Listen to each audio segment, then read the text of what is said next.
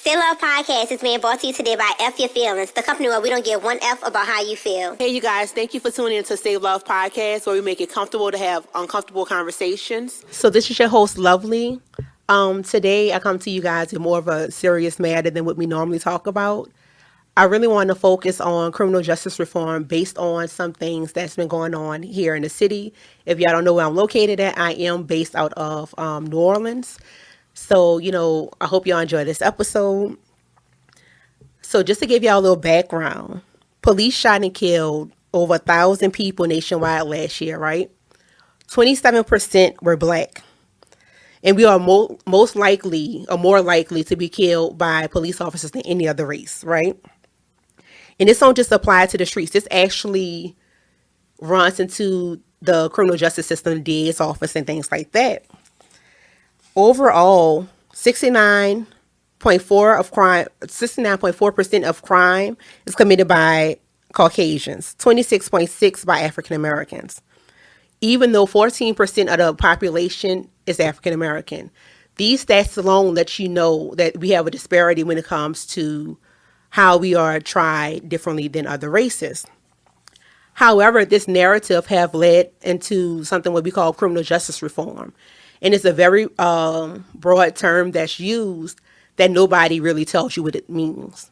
Criminal justice reform is there just to bridge the gap between the wealthy and the non-wealthy. And as you know, most of the time, the non-wealthy is us African Americans. So we just want fairer sentencing. But this whole term of criminal justice reform being vague, it led to new things being put in place. Like here in the city, we had a DA that ran off the premise that we are not going to prosecute juveniles like that because of so many years of injustice that was done. And I get that. However, where do we find the balance? So how do we find a balance between criminal justice reform and accountability? We have an issue with going extreme on either way. And I have a guest here to help me discuss that information. From your name? How y'all doing out there? My name L. I'm 31, and I got locked up back in the day, about 10 years, if not 11 years ago. So I'm in day for day in there too, so I know a little bit about what I know, from the inside and from the outside and from a new perspective of looking. So now I guess I grew up a little bit in there. You grew up in a little bit in the what? In prison.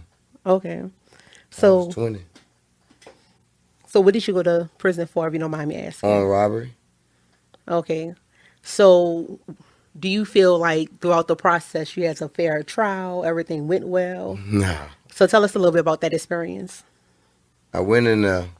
It's me, my two charge partners, and, some other people to get bounced.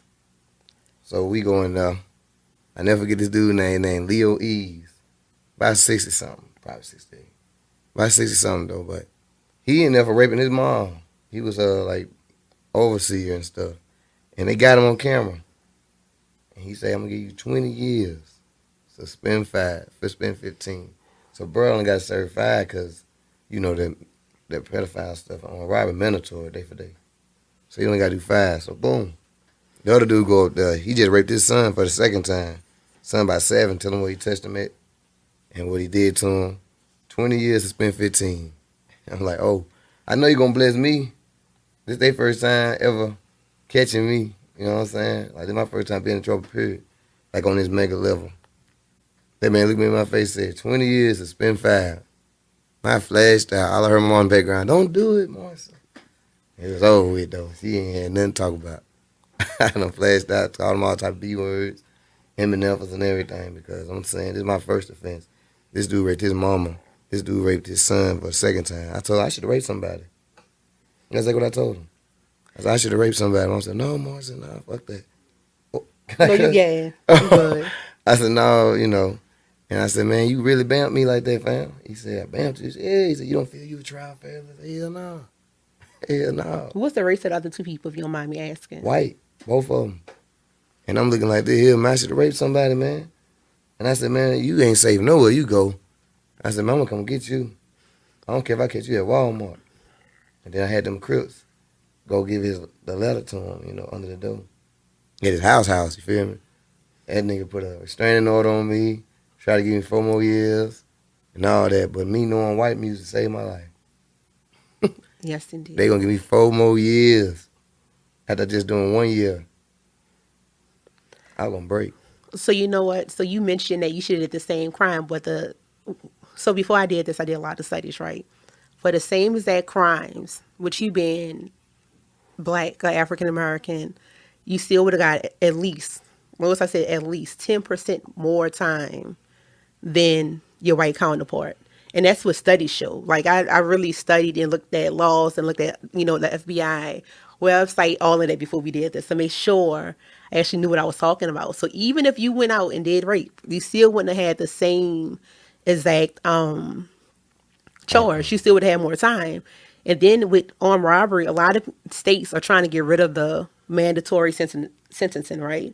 Because armed robbery, of course, is more prevalent in our community. In white community is theft or larceny, whichever way we want to do it. It's high in theirs. However, stealing is stealing.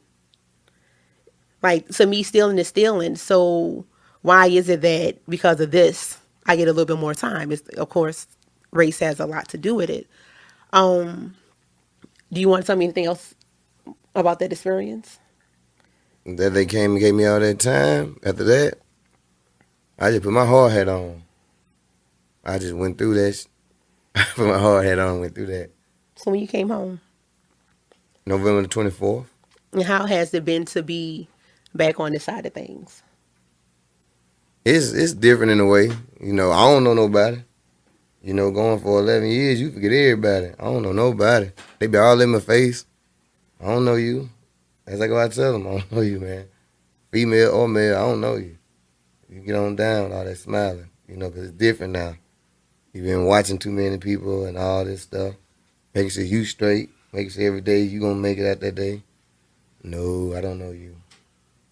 And what type of support did you have while you were back there, if any? I had emotional support. I had, I guess, mental support, too, with my family.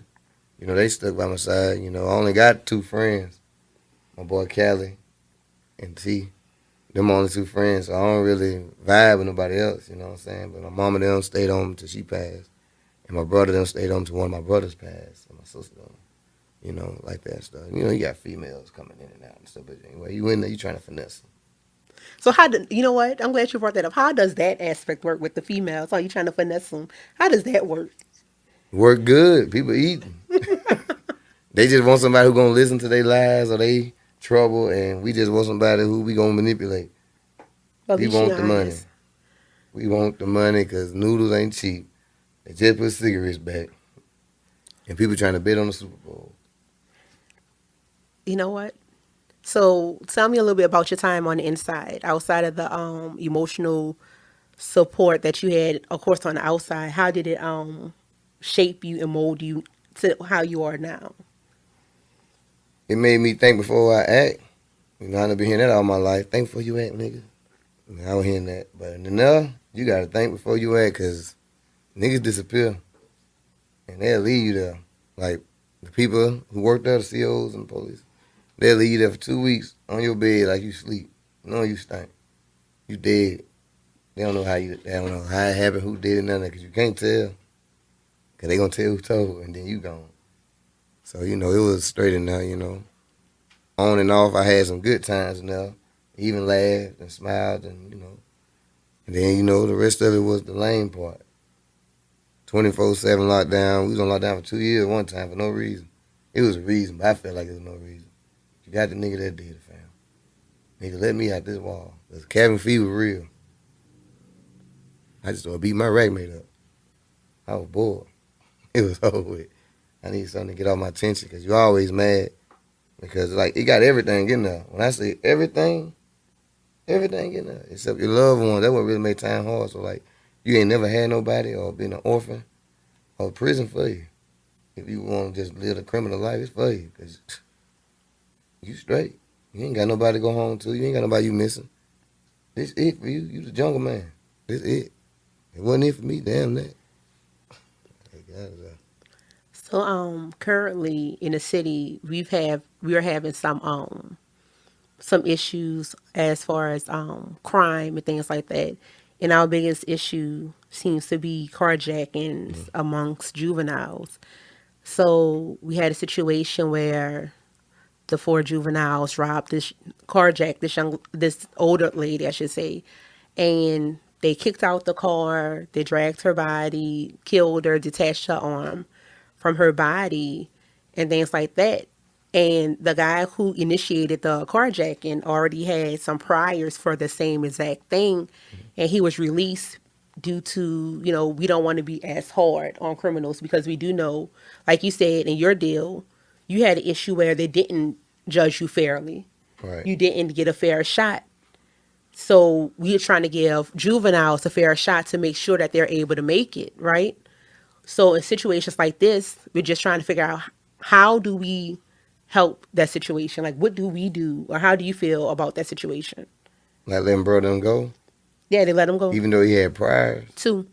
Two I think he priors. had two for the same exact thing for carjacking. Either one or two. Fam should have been sit down. He should have been sit down for like what I got on that second term on the strength, because this is what you do. You done showed yourself. It's like chess. When you open up that same pun, that's your game. This dude love carjacking. He would have been sitting down. Now, he probably would have ringleader too. Could do this.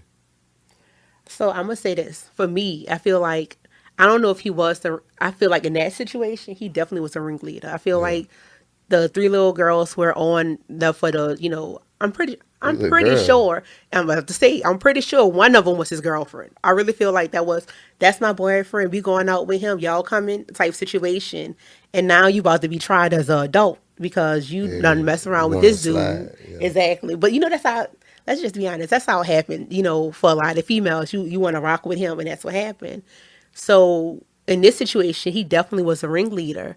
But I don't know in the prior ones. I feel like because we know, adults know that there's a issue with juvenile crime, and time you go in, you go home. Like I have some police officers say, before, while you still writing the paper, the juvenile gone. So why aren't we holding maybe the parents accountable or putting pressure on the kids to say who you work for? Like, what can we do? Like, I just feel like we need something. We need a better system than what we have going on right now. You can't blame the parents or like pressure them, because I heard an old lady on one of them black things on OWN. You know, I be on that over a little bit. But on OWN, she said, we can't blame ourselves for our kids and our kids' kids. Grandma be taking them in. She said they go outside and they see what they see. And we working two jobs most of the time if we trying to work. We ain't there in their life. All they got is what we taught them as they were growing up before they can go walk on their own. And she said, we come back, these are different people now. These are different people, and we scared of them. But that being said, I'm saying you should put some recreational stuff in the hood. Like in Ohio, where I was staying at when we were living there, they got a rec center, stupid dumb big, like bigger than this building y'all in. It's probably just the entry part. You know what I'm saying? It was stupid dumb big in the middle of the hood, and we cried about a skate park, and then we got a skate park. And they got a tennis court and a pool out there. Big pool, dumb pool. And there's more stuff to do out there, because when I was out there, I was boxing. I was in every sport. I ain't had time for the street because we had everything we had around us. You know what I'm saying? They had to come do donations and stuff. But we still in the hood. We still in the hood, and they don't got that where I'm at now. They don't got that, I'm supposed, around that area. They don't got that. They just got a swing with a hard-ass slide. Man, ain't nobody playing on that shit no more. So I'm going to say this. Are you a parent? No. So I feel like as a parent, when it comes to certain things, you can definitely hold parents accountable. Like what? In the instance of with these kids, when this happened, two of them, their mom was turned them in. Like if you know your child involved in something and you kind of benefit for it and you don't tell them, like, say, bro, that's not the way to do it, you should be held accountable to a certain extent. Because my thing is, if I know you out here doing something that you have no business doing and I benefit from it, so I let you do it, that means I don't see the value in your life that I should. Like, I'm only looking at you for what you're able to bring to the table. And you shouldn't do that with your children. I feel like so in those instances, they should definitely be held accountable. The second part is I definitely agree with the more recreations in the city. When we were growing up, we had Boys and Girls Club up the street. I remember that. I feel like now the educational system definitely flows. I don't know about everywhere else because people talk about the prison, the what school to prison pipeline. However, here I feel like you see it because when we were growing up, like some people got into trouble, but we had so much to do. Kids now they don't have anything to do. You used to have neighborhood schools. You busting them out their neighborhood and putting them in different schools with people that they're unfamiliar with. Like it's a lot going on. So I do feel like what they say the idle mind is the devil's workshop, and that's what's going on. Children need something to do, and at this point, we need to talk about accountability, about holding city officials accountable to say what are we doing with all the funding. We keep talking about juvenile justice reform and how these kids get in trouble and they shouldn't be sentenced harsh. But what are we doing to prevent them from getting in trouble? Because like you said, if you ain't got nothing to do, you're going to find something to do. You're going to find something to do. I think they should teach them about law in school at a young age, too. Because you ain't up on your law. You know what I'm saying? You don't know the spot you commit the crime is the spot they get the jury from. You don't know that. They going to go get them. And you know how them folks feel. You just messed up their community. You going down, especially you black, you feel me? Because I feel like the 13th Amendment, is it? Yeah. Like my boy McMill said in that Trauma song. In the 13th Amendment, they don't say that you're free. They say you legally slaves if you go to the beam. And that's part true, because I believe that. I feel like when you free slaves, you already mad and bitter. Now, I told that white dude in prison, put yourself in my position, fam. If you were black, take my heritage with you, ancestors. I said, look, you free. I was your oppressor. You free. Go and do you. And they got laws now. You can't trespass. Stealing against the law. All that. They ain't even let you work. You black. They already got a newspaper. You ain't ish. You gonna rob and rape and steal. You gonna anybody's property. That's a felony. They already had a plan. They were gonna lock you up regardless because you're a nigga. They gonna get you. I say, fam, would have been 152, 153 years we've been free. And we still behind. Niggas trying to lock us up. That's what Paul Butler said in that book. It's a good book. To Arrest a Black Man or How to Arrest a Black Man. Yeah, I read that like 2 times. The beast mode. You know, so I have 4 kids, 3 boys, 1 girl, right? Mm-hmm. My oldest, he's about to be 18. He likes to play around a lot. And that's one of my biggest fears with him. Like, we grew up in a, predominantly white neighborhood. The neighbors know him. But, of course, now gentrification, we have a whole bunch of white folks moving in the neighborhood who don't know him, who don't know us, who watch us as we go into the house. And he's still the playful child that he is because he's still a child. And I've seen people call the police on him and my second son for cleaning out the car, saying that they were robbing the car. There's like, it was 5 children robbing the car. There's 2 boys outside, cleaning out the car. He's walking into the house and he's like, Mama, there's a police car. They just stopped. I know they stopped because of me. I walk out the house and I greet them. I'm like, oh, what y'all looking for? I'm like, oh, well, y'all know y'all in the wrong 100 block. You knew you were in the wrong area when you stopped on that corner to stop my child. But all you saw was, Blackmail. Exactly. So my issue with that is even with the juvenile crime, and the police have to do their job. I'm not going to take that away from the police. You have to do your job. And down here, we used to have we might still have a predominantly black police force. At this point, it might be half and half. So we had some type of understanding on the other side, right? But now it's just you don't know who right and who wrong. So my children aren't the only ones that's going to be, impacted by this. Right. Like you have children out here doing the dirt, so not everybody is suspect. And I feel like when you black, you already a suspect. So you can't, like, what do you do? That's how I really feel like, what do I do to talk to you to say, watch out, keep your head on the swivel when you should actually be enjoying your life and you can't? If you don't mind me getting in your business, how did you raise him, like, educational wise? Did you put him on that? Put them on. Us, like being a race, a species. Yeah. Did you put him on that? Like how they look at us, view us? I always tell them about it. Right. That's the thing. So for me, I believe in diversity. So I'm going to say this is a twofold thing. We always talk about us as a race and how we're treated by other races, but we never take the time to learn about those other races. They learn about us. when you go to a HBCU and they go to school on scholarship because they're not black, they in your environment learning about you. They always learn about us and we never learn about them.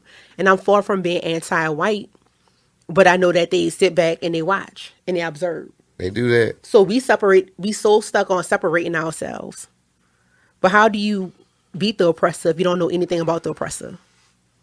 You gotta do what Freddie Douglass did. You gotta trick the oppressor. Stay up on his nose. Learn from him. Exactly. I feel like it's about strategy and we never talk about. We always want to talk about separating ourselves and teaching ourselves how to be empowered. And I agree with that. Like we have to empower our race, but that does come with knowing more than just our race. Right. Knowledge shouldn't just end when you're learning about Black history. Because Black history is important, but it's not the only history. Right. That's not the only way to educate your if children. we do that, we'll be them. Exactly. Eventually, we'll be them. Which I think all black people slick hate white folks off the muscle. You say they should? No, they slick do. I don't think they should. I'm just saying they do. White folks, that's Freezer off Dragon Ball Z. Black people Goku. You just gotta look black. You gotta look white, gold hair and blue eyes. All of a sudden you strong. Nigga, I been it. I come from a warrior race in the jungle. You call me monkey like you call every black person. You out here doing that. That's I never thought about that. They keep trying to chunk you off. They keep trying to chunk you off with Piccolo. Piccolo, a damn Indian. You see the TPs in the piece? That ain't us. The hell, we trying to conquer something, and you scared of that. You That's seen true. King Ice say, my son gonna be over y'all monkeys. That's a house man giving it to his son. And Mr. Popo my ass, yeah, cause he dark. Indian niggas get dark too. That nigga ain't us. Sound like being my ass, nigga. We the niggas screaming. we been through some trauma. I agree. That's us though. I never thought about any of this. Like, and I watched Dragon Ball Z. That was my jam growing up, Dragon Ball Z. So that was up. But you know what? Matter of fact, I'm gonna take that home. And when because my kids like Dragon Ball Z too. I'm like, watch it. You know who? Nah, he represent us. Like, I'm gonna He tell represent us for real. He just got to go white to go powerful.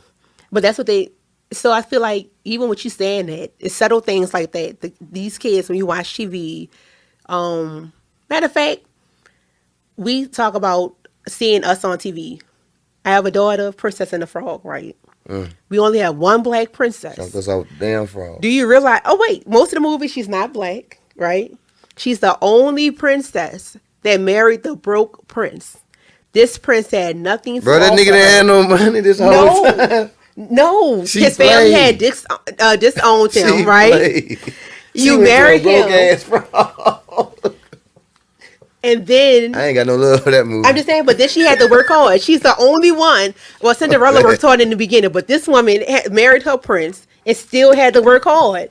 I feel like for black women, it shows for black women, it puts the impression that no matter what you do, you got to work hard, right? And then for black men, the stuff that they put on TV for y'all to see, it's two things. Either you stupid, like you goofy and you stupid. No, like children shows, you goofy and stupid. Yeah. And then as you get adults, it turns into sports, drug dealers. And you only got two options. Like you don't even have an option, when... And we got hellified inventors. You want to talk about that? You can't though, because we invented every damn thing damn near and made it poppin'. Anything to do with style was us. Like that man said, how the hell did they miss the mailbox? Man, you been getting mail before we could read. And you niggas ain't had a mailbox. They didn't take basketball either, but nobody talks about that either. How we taught them how to be clean. Yeah, we had paper while they had stone. That would trip me out. We was texting, they was still, you know what I'm talking about? But I think, paging niggas. I'm going to be honest, I feel like this is the reason why they lock us up, right? I think there's an inherent fear of black people in the white community. Like, at any point, if you ever find out who you are, then you problematic. So when that happens, what do we do to y'all? We put y'all in jail. We take and I feel like your youth. You take your youth. They want your youth. They gave my nigga, my crib home, he's 60. They gave Cub his time. Now, I mind you, I'm smoking a blunt now, because they got everything. When I tell you everything, I ain't stretching it. I'm in there smoking my little blunt, and Cuz said, yeah, cuz I know it's effed up, but I see my daughter when I'm 38, maybe 18. So they gave you 20. He said, yeah, on Robert, so that's 20 day for day. So I'm in them like, dang, it's the first offense. He 18. It was one count of armed robbery. Nobody got hurt. He the only person got shot. He shot himself, slick slow. In there. And I look at his paperwork. I just learned how to read paperwork. This is my 5th year. I'm educated now. So I'm reading it. I said, I started smoking a blunt. I gave it to him. I said, that's you. I get my phone out of my pocket. That's you. I said, cuz you don't get home till your daughter 40. He said, no, she's going to be 20 when I get out. No. So they gave you 80 years to spend half. Half of 80 is 40, fam. Nigga, you here. You going to be 58. That was 6 years ago I told that nigga that. Bro, going to be 58. Everybody gone. Everybody dead. It's over with. That shit real. They taking your youth away so people don't have time to compete with you for jobs and shit. You know what I'm saying? We already talk like Olivia Pope and Scandal. You got to be twice as better. But even with that, you bringing up Scandal, even with that, realize that she was never, like, she was so good. She always did these cases. She was the best, but she was always the master's bed wench. Oh, I'm just saying, it was always played to, she was always the bed wench. And who wrote that show? A black woman. Because she knew how to feed white America. And she knew niggas wasn't tuning in, Scandal fam. We'll catch you now because we know who rocking the show. They be for real. The same thing. Man, I call Scandal twice a year. I was up on it. What's the other one that she came out with? How to Get Away with Murder? Yeah. Same thing. That's the good one too. My baby with that bow-legged walk. You got that strong. You had the strong black lead, but who she was married to? A white man. Kamala Harris. It's like we could never. I'm not about to play with you. We could never separate ourselves from like the. You know what? How do I want to put this? I'm not about to play with you. You threw it out there on my baby. I'm just Miss Viola, you don't do Miss Viola on the bus, but you can't throw Kamala. She played. No, but she acted. It's different. You talking about a real life person. But it always shows up as you get better. You always have to be within a white crowd. Like they never let you gotta keep them comfortable. Right. You can't ever be at your best. And except, Michelle Obama. She the only one. I think she the only one we got. Where she stayed at her best. Yeah, and she was with a black man. Yeah, she point A. That's the thing. Like outside of that, it shows you on TV. Like I said, everything you see plays a role in who you are. Well, we're not paying attention to how media affects us, but on media, and you see Paid in Full and Boys in the Hood and all the black classic, and when white people see it, they feel like, oh, that's just how those bleeps act. I can't say the word. That's how they act. Right. So you put all these images on TV, right? And then we talk about criminal justice reform. The first thing that comes up is black on black crime, and then that's a myth. I don't know if y'all know black on black crime is a myth. You do your crime based on proximity. Whoever I'm close to, that's who's gonna get it. If we in New Orleans right now, like if it's a black and white city, most of the time. Yeah, like right now, be a black and white city. You don't know who you're gonna get. It's the pick of the draw. Like it is what it is, right? Yeah. So all of this is put in place for a certain certain reason. Because when you get your jewelry, like you were in Mississippi, mm-hmm. and you probably had a majority of white people on your jewelry. Yeah, they was all whitified. And my thing is, that's not even a jury of your peers, because you didn't have not one black person on there.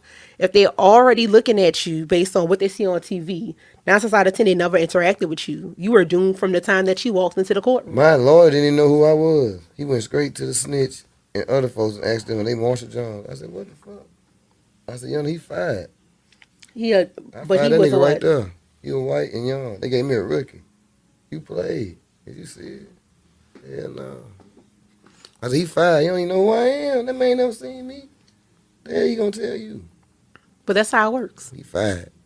My thing is, that's how the criminal justice system works. It is not, I'm going to be honest, laws are made to protect criminals. That's what people don't really admit. The laws aren't really made to protect those who abide by the law, because why do I need it if I already do what I have to do? However, the criminal justice system is there to mess over some more than others. Like I started off saying earlier, if you commit the same crime as a white man, you get 10% less time. And people are like, oh, 10%, not that much. 10% counts when it comes to me being locked up and my life being taken away. Being away from your people. They commit a lot of crimes. Like I The FBI does the UCR database where they separate the total amount of crimes. They do it by race, like actual number. They do it by percentage, ethnicity. Even though I think we only have two ethnicity. You have the Hispanic or non-Hispanic, but they break it down like that as well.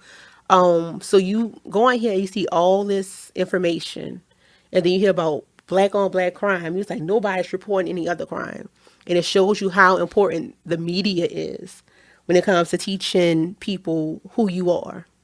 So I could tell you that you a proud black man at any time, and then you watch TV and you feel like you just like everybody else. You can white people grow up in the same neighborhood with you, and they'll be like, "Oh, I like my neighbors. They'll trust me because they see me." But you walk in, they might do what? Grab their purse because you can't trust other black people. So all of that plays a part in how we're perceived and even your sentencing. Because, oh, he's a danger because look at him. Even if you in your suit and your tie, you still a danger because you still got your brown skin. I robbed some people in the suit and tie. You say you rise? No. I robbed some people in the suit Oh, I'm and not about tie. to play with you. It's crazy. If you dress like James Bond, they give it to you.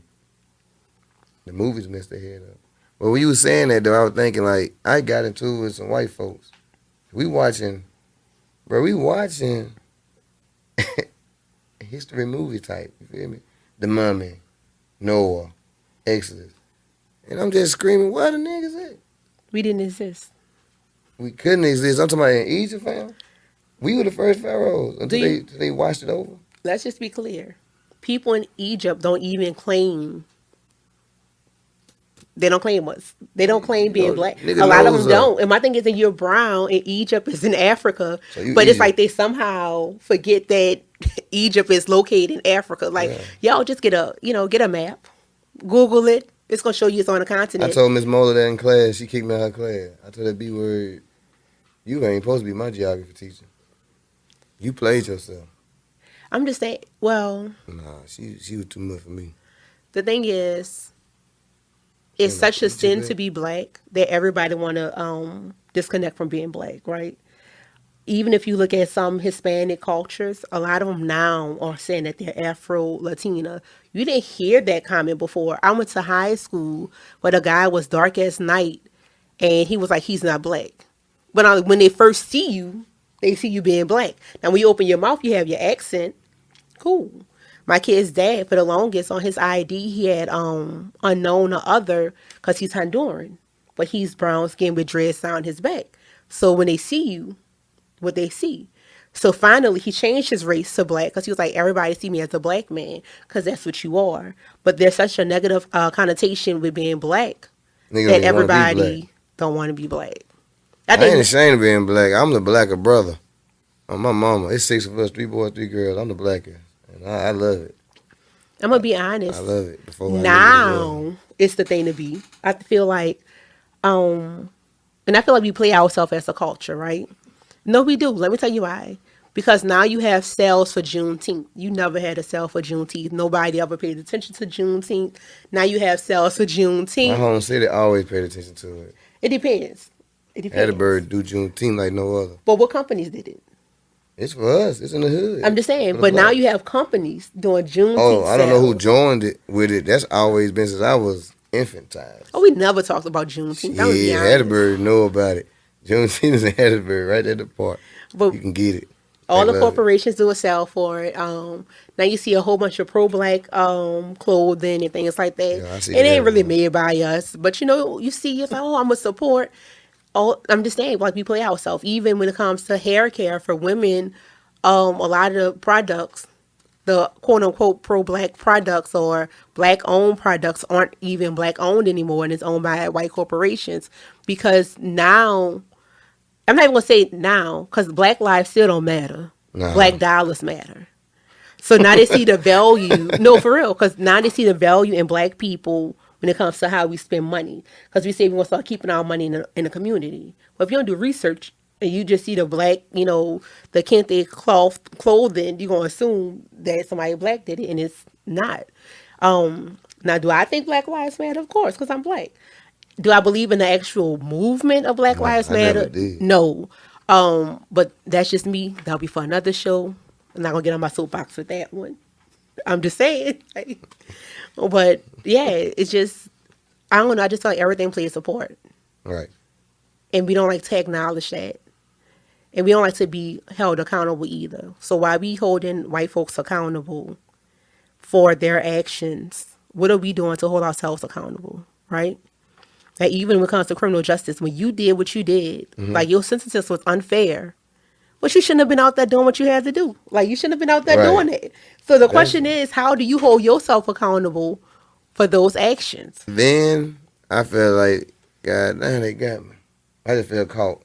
But as I grew up in there, I feel like, okay, I did that. Damn, it didn't take this long to realize I did it. You know what I'm saying? I've been knew I done it, but it sunk in around the fourth or fifth year. You know what I'm saying? If you gonna ban me, don't ban me like that. Damn, give a nigga a chance to fly. You done chip my wings, something straight down the earth. I don't know these people. You done threw me in the wolves then. And everybody hungry. So I feel what you were saying. It's just, I don't understand now I did that and I paid for that. And that's over with. But I feel like he shouldn't have banned me that long. You could have gave me 5 years. Minimum is 3 the rest of his life. But you could at least gave a nigga 5 years. First offense, too. You don't know nothing about me. You ain't never heard of me. You just seen me. Then we going on he say, she say. You ain't got nothing else on that. But in Mississippi, they can ban you off he say, she say. I say, fam, I stole my new Nikes. He ain't got on Nikes. But that nigga stole them. They finna get him. He got to prove he didn't steal them. He done lost his job, all that in jail. They ain't finna let him out. Because he stole some nigga imaginary sneakers. He gone. And he gonna do that time. But you know what's crazy about that? So, y'all, I don't think y'all realize how pro-black I am. Let me just clear this out. I'm not anti-white. I'm just extremely pro-black. So I do a lot of research You're a when it comes radical to pro-black. I do a lot of research when it comes to criminal justice, things like that. That really interests me, and I look into laws and things like that. But we have a high incarceration rate for reasons like that too. Like you say, he lost his job. You do this, this happened. We are more likely to take a plea than any other race. So when we talk about criminal justice reform and the wealth versus the those who are in poverty, wealthy people are able to pay for their own lawyer. So of course, better representation means you out of jail. They'll come tell you, well, take these 6 months and you good. But those 6 months of that year, those 2 years or whatever, however long it takes, when you come out, you still considered convicted. Then it affects you getting another job, getting your life back on track. It doesn't give you the time that you lost while you were in there. So that's really common amongst us because we can't afford a lawyer. Because a good lawyer costs money, money. Like when I say money, money, money, money. Yeah. And how much time do you have to pay for him running off a sheet of paper? You see what I'm saying? Like now we have things in place where, you have foundations and stuff like that to go back and look over older cases. But if they feel like they can't win your case either, even though you could be completely innocent, they don't take your case either. Because they don't want to put the extra time and work into it. It's one of those, my bad, I know you're innocent. What is it, the Freedom Project I think we have? Where they go back and they look at old cases. They pick which ones they're going to choose. But you got to pick one that you at least know you can win. And that's the crazy thing. So even at that point, when you know that you're innocent, like you say, it's word of mouth and you know that you're innocent, you still can always get out. So you kind of, damned if you Yeah. do, damned if you don't. They hungry too. But like you say though, it's mostly us. It's education. People ain't up on their laws. You know what I'm saying? People ain't up on their laws. And that's strike one. If you don't know the laws, I just learned that you gotta, if you get a search warrant, it gotta have specific things you can search in there. Anything you grab, okay, you grab it, but it ain't gonna count because that ain't what you came in here for. And But, then you ain't just learning, so you ignorant to the fact, so you gonna plea out more. but my thing is, why would you know the law? That's the thing. Like, why would most people know the law? Like, I don't know if you know, Kelly always talk about me because he said I use lawyer terms. I know about the law because who I work for, and I saw some things that I didn't like within some of the people I work with. So it made me want to learn more about the law and what's going on, and maybe do defense work versus prosecution. Because I do know that some stuff just ain't right in the water, so I get it. But outside of that, nobody takes the time to sit down and say, "Let me learn law." And then laws always change. They modify. You got some laws that we have locally that you can't do that don't mean anything on the federal level. Right. So most people not learning about law.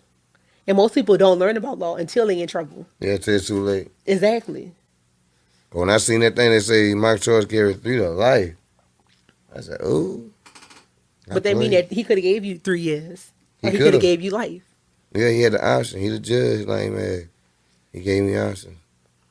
I'm gonna be honest. Certain part, like if you get somebody 20 years, that's life. I'm gonna be honest. To me, that's life. If you go in at you 17, you come out at 37. All the fundamental things that you need to learn as an adult on the outside to be able to function on the Just outside pass you by. pass you by. Cause they gonna hold you like accountable. Soon as you step on the slab, I stepped on the slab. You know they say where our money at for the restitution. You gotta do money for that. If you're on Man, probation, you gotta do you gotta money for pay that. money for that. So my thing is, you're in a constant state of bondage. Yeah, they got Your it. jail time don't just stop when you in jail. So that's life.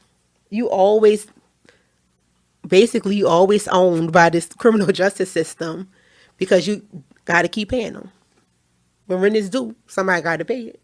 They ain't hear nothing. All that. Oh, I'm late. Oh, we just gonna put you down as a delinquent.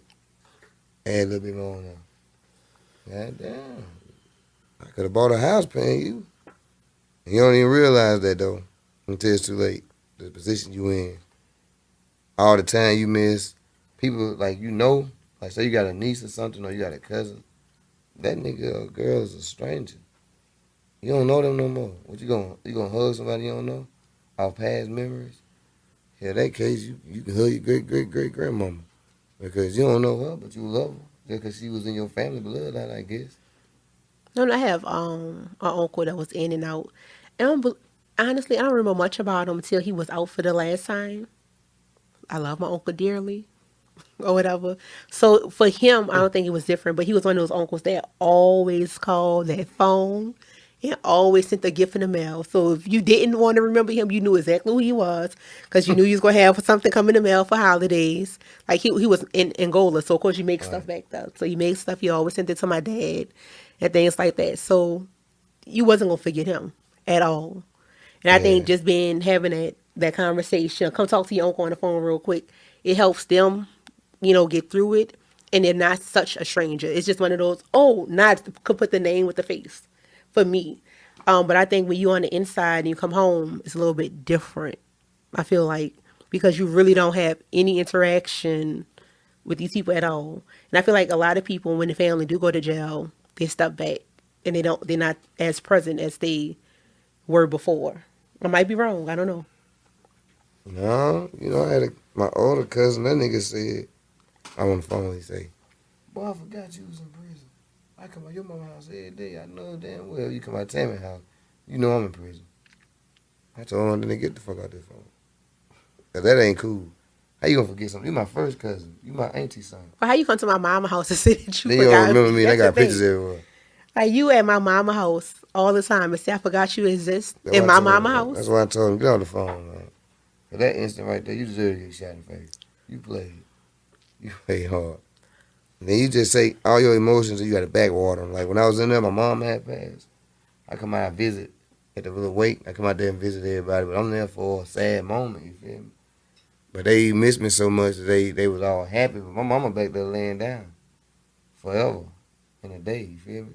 And then 5 months later, my little brother, who I carried with me everywhere, he was murdered by a nigga he knew since childhood. You know what I'm saying? Betraying, white dude. My family ex crackers off on, God forget my You all right? You But they good? X them niggas off forever. You feel me? We don't even, we don't even mess with them because the dude who killed my brother, his daddy was my lawyer. That's on my life. How much time did he get for killing your brother? He getting prosecuted soon. It just happened 2020. He get prosecuted soon. He said his girl said he been planning on killing my brother for 2 years, and my brother waiting on me to come home. You feel me? And they didn't pass that law that they passed the next year that I can get out earlier. I would have been out. And maybe like this is, at least something. All right. But they didn't. Like my brother on the news. Ooh, I was hurt. I was 7 niggas. I went to fight him.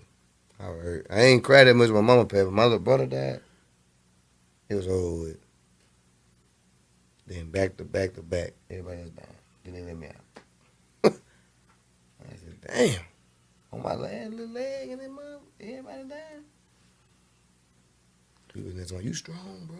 Nigga, I'm hurt. Nigga, I'm hurt, fam. So my question is this. What advice, right? Because like I said, right now, our biggest issue is juvenile crime. What advice would you give to the kids that's out in the streets right now so they wouldn't go down the path that you go down? Like the one who active? They're the one that's active. I tell them straight up, I don't even know y'all situation. You know what I'm saying? We all got to come back from different backgrounds. I don't know y'all situation, fam, but this ain't it. Robbing folks, going out here wilding out, fighting, getting these little marks on your record and stuff, going back and forth, missing days in school. They going to put you out there to society. I saw them every bum I can find, every fiend I can find, and every little, like, you know, more that's open. That's it. Aside them handcuffs, these three right here is it. These three right here is it. All this, you popping, you got drip for now. But in that I said, right now you in the first stage of monopoly. All these little rolls, they for free. But as soon as you pass go again, you might likely to go to jail. You might likely to get busted on. You ain't got no money. Tax. I'm talking about life situation be the tax. You hit and you landed on property with houses and, oh, that more consequences. This real. And I take them to see some niggas. Bro got 4 life sentences. Fam ain't never getting home again. I tell them stories when I was in there when them fools came to my cell with them knives to the throat. Or when we standing on the floor and it is what it is. And black lives don't matter no more. I'm telling you, it is what it is. Y'all gotta slow your roll, man, because if you don't, you're going somewhere where they gonna put you in that jail. You gonna miss your mama, your daddy, your grandmama, your papa, whoever take care of you, your brothers and sisters. You ain't gonna be there for their moments, their precious moments. You ain't gonna be there for their hurt. You ain't gonna be there for nothing. All you gonna get is a rumor. You getting ghost relationship. They know you somewhere, but you not there. Right. And you missing all that. And then you can go to sleep and don't wake up enough. That could be your graveyard. Literally. Nigga died over a hot dog on his last day in prison. Get that man that damn hot dog, fam. You about to go get a buffet. You about to live it up. This nigga got LIFE. He ain't got no numbers. His homeboy them got 400 years apiece. Right. And you don't get a nigga a hot dog. Damn that hot dog. It ain't even Frank's. That's some shit they made up in prison. You serious? Man, slow your roll, man. It's real out here. I feel like they make it sound so glamorous, right? The music that the kids listen to, right? Yeah. The music that they listen to, I like King they make it Von, seem though. like, you know, that lifestyle is glamorous. You go to jail for a little bit, but look at me, and now I'm out. Things like that. So these kids, I feel like there's no fear in them. Like, I ain't gonna lie, I've been scared of jail. Like, I'm scary. I tell people that I grew up a certain way. I was scared of my parents, and I was scared to go to jail because my parents already said, you get in some trouble, you ain't coming back here. They was like, you get pregnant, you get put out. Do you know I got pregnant and they put me out? Like, they stood on that, like they put me out. So you know if I got in trouble, it was over. Like, ain't no coming back, don't call, no, you know, none of that. We ain't taking no collect calls or nothing. So I've always been scared of that lifestyle. But I feel like this newer generation, it's been glamorized so much to them that they have no fear. They just trying to catch a body or slide on somebody. Like, it's okay, you know, the popping pills. They into a little bit of everything. Then you got what Euphoria out right now. And don't get me wrong, that's my show. But you have so much drug use on there. And even though you see that she an addict, you keep showing her bouncing back like you're not gonna OD.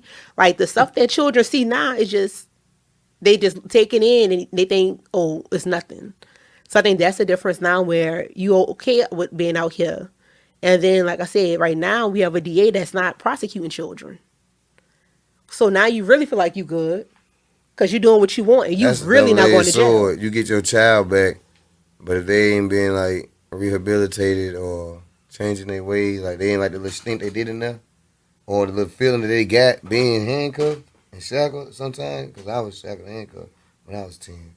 But you know, you do like the hill, that stuff different.